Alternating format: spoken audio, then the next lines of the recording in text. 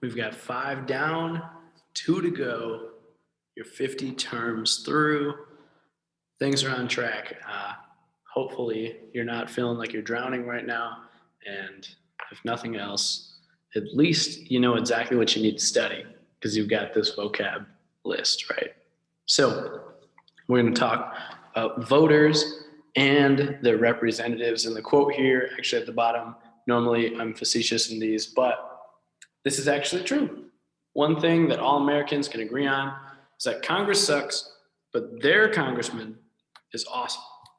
We're going to talk about that. So in an election, there are 2 types of candidates. You have incumbents and you have challengers.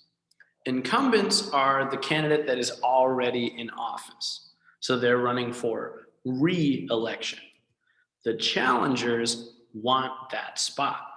So the incumbent, again, is the person who's already there, and the challenger is the person running against them. Now, technically, there are multiple challengers because you have different, third parties who are also running for that spot. But generally speaking, it's going to be between the Republican and the Democrat. One of those is the incumbent, the other is the challenger. So to speak on the quote that I put at the start of this, Congress, weirdly enough, has a generally between a 10 to 30% approval rating throughout our country. But individual members have between an 88 and a 98% re-election rate. So the question is, how does that happen? If people hate Congress, shouldn't they put somebody else in there? The theory is that, well, it's everyone else's fault, not my congressperson. They're one of the good ones.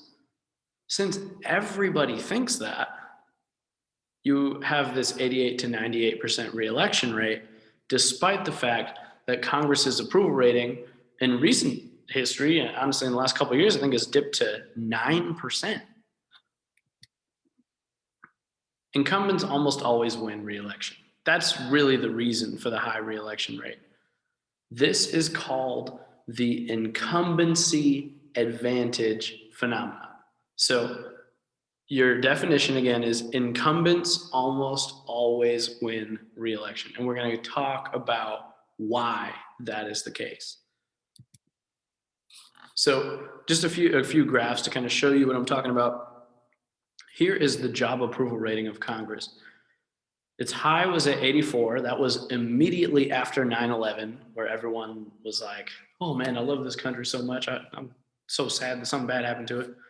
And then everyone kind of got over it. It jumped back up in 2008 when Barack Obama got elected. And then everybody got over it.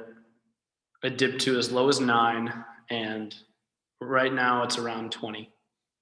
So Congress is not particularly popular, but the re-election rate is incredibly high. As you can see, we've got both of them on the same graph right here. Interestingly enough, though, and this actually is something that you need to know for your AP test, there's a higher re-election rate in the House. So as you can see on here, the purple bars, or pink, purple, magenta bars are slightly lower, almost always, than the green bars. So in the Senate, there's a slightly lower re-election rate, but the reality is the incumbency advantage phenomenon still exists. This happens for 4 main reasons. So the first reason is that incumbents always raise more money. It's very, very rare when a challenger raises more money than an incumbent. The reason for that is because the incumbent has higher name recognition. People know who they are because they're already in office. I mean, if I were to run, for example, for Senate for some reason, nobody aside from like you guys would even know who I am. And y'all, only like a third of you can even vote. So that just goes to show though, everyone has at least they've heard the name somewhere of their congressperson. Whereas basically nobody has heard of the challenger. So higher name recognition leads to the raising of more money. In addition to that, incumbents have usually passed pork barrel legislation. So they can say, well, I did this for you, and if you reelect me, I'm gonna do it again. On top of that, franking, big throwback to the first video, which probably feels like ages ago, saves them campaign funds. And if you remember right, franking is the ability for people who are in Congress to substitute a stamp for their signature. They can just put their signature on something and they don't have to pay for a stamp. So it saves them money as well. So they raise more money and they can save more money. So they have both of those advantages. And generally speaking, like 80 to 85% of the time, the person who raises the most money wins the election.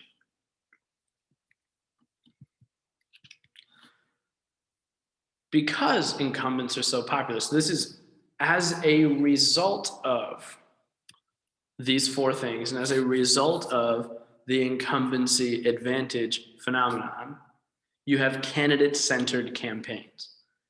Incumbents are very popular, but the party is not very popular, and Congress is even less popular. So campaigns in recent history are centered around the candidate instead of the party. This was not always the case, but it is the case in today's America. You need to know that for your AP test. That's why it's a term on here. Basically, I already said this, the party's not important anymore. But as a result of that, another thing you need to know for your AP test, because the party is less popular than the candidate doesn't tie themselves to the party very much anymore. Instead, they just do their own thing. Since a candidate is not is not an expert on everything, because nobody on earth is an expert on everything, candidates have to rely very heavily on their consultants in order to run a good campaign. Within your campaign, you've got your campaign manager, you've got strategists, you've got treasurers, you've got all these people who are helping you run for office and keep you there. Those guys play a huge role, whereas in the past, they were basically irrelevant. So, once you're in office, there are three main theories on how to be a good representative. First theory is the trustee model, and you are going to, I promise you, you are going to see questions about these three theories on your AP test. There will be multiple, max 4, but 4 out of 50 is still a lot. So make sure you know these, make sure you get these questions right. All you need to know is what they are and how they're different. So the trustee model is that you basically do your own thing all the time. The theory is that your constituents right? Your constituents trust your judgment, so you can rely solely on your personal opinions on bills and you'll be good. That is the opposite of the delegate model. The delegate model states that basically, since you are a representative of your constituents put you there, you're going to vote the majority opinion of your constituents. So it doesn't matter what you personally think, it's what is the most popular back home. So even if it breaks with your party, if that's what if your personal voters want, right? Those are the guys who put you there, and those are the guys that'll reelect you. If that's what they want, that's what you're going to do. So the delegate model does not rely on an actual person's judgment. They're going to go with whatever's popular. The Politico model simply means it's a mix of both. It depends on the legislation. For really, really complicated legislation, you're probably going to do the trustee model. And for things that are like covered all over the news and everyone's going to know how you vote, you're going to go the delegate model. You're going to have the best of both worlds, basically. These are the three theories, and you absolutely need to know them. In addition to that, you need to know these. There's 5 of them, which makes it even more difficult to remember. I understand. I will say this though, a lot of the things that we learn in this class have funny names that don't make any sense. These actually all kind of give away what they are in the name. So hopefully the theories of voter behavior, you'll get those down and you'll know what they are. You can distinguish them. You'll get the questions right on the test. First option, you've got rational choice voting. So again, these are just different theories as to how people vote. Rational choice voting is the theory that citizens are going to vote based on what is perceived to be their personal best interest. So you're going to vote for things that benefit yourself. You don't really care about everybody else. You just want the things that benefit you. If you're rich, you want lower taxes for the rich. If you're poor, you want lower taxes for the poor. I just said that. Oh man, I'm good. So yeah, a low-income person would vote for a candidate that wants to lower their taxes. A farmer would want to vote for a candidate that will increase subsidies to farmers. And remember, subsidies are payments from the government to people. Retrospective voting. If you know the definition of retrospective, this will make a lot of sense. If you don't, just remember what's on the slide and you're good. Retrospective voting is voters deciding whether the party or the candidate should be reelected based on the recent past. So it's like basically, well, what have you done for me lately? That's kind of the theory here. So if a person is unhappy with how someone voted on Trump's impeachment, they'll vote them out, even if they agree with most of the other decisions that they made. Again, what have you done for me lately? It doesn't matter about your overall record, just what have you done lately? Is the economy good right now? Yes, you can stay. Is it good right now? No, get out of here. It's your fault, right? That kind of thing. Midterm elections almost always sway against the current president.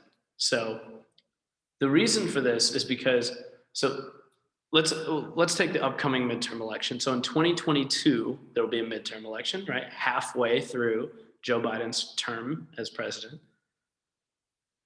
Generally speaking, something will have happened to piss off the other side. So Joe Biden will do something that will piss off the Republicans. So Republicans will vote against him. On top of that, independents will also be pissed off by that same thing. Or they'll just be looking for a change. Maybe Joe Biden wasn't all they thought he would be, or something like that. So midterm elections almost always sway against the current president. The Democrats control the House, the Senate, and the presidency right now. I guarantee you, and I'm saying this on, what day is it? February 13th, 2021. I promise, in the 2022 election, the Democrats will lose the Senate. They might lose the House, because that's how history tells us. A lot of people do retrospective voting, and they say, well, things aren't that great, so I'm gonna vote for the other party. This party's not doing it for me.